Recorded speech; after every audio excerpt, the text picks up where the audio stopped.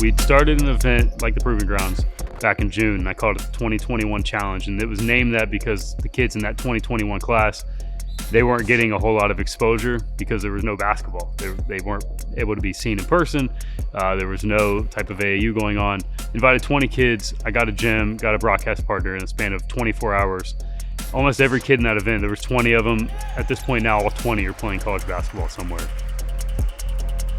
After running fall leagues for a couple years and seeing how guys were playing for points, they wanted to be the top scorer in the league, so it didn't matter if they were losing by 20 points as long as they got their 20 points.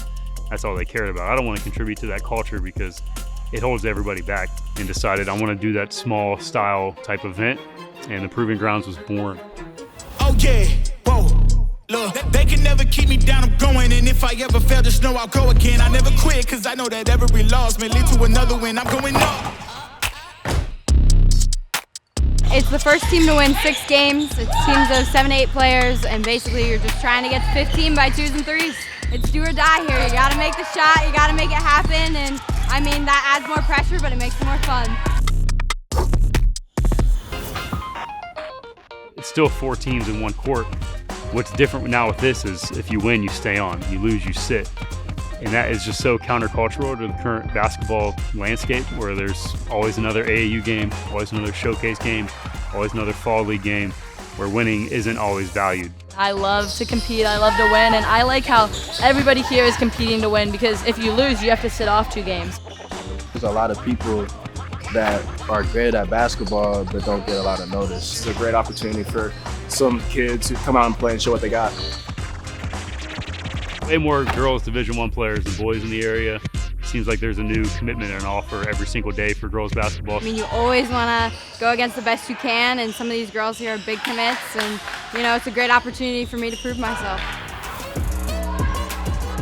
With this being structured the way it is, a lot of kids, they only get to come here one time.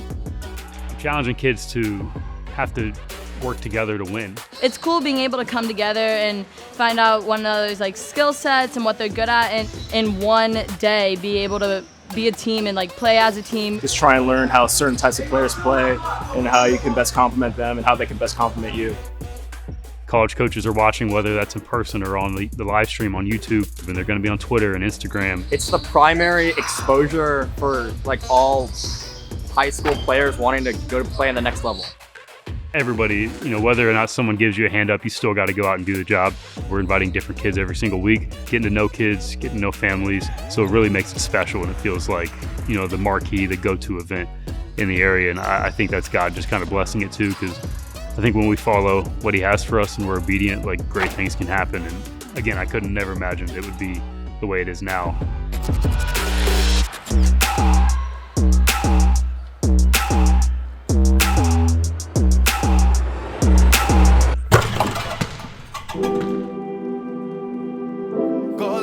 From a long time, He done showed me from a long time.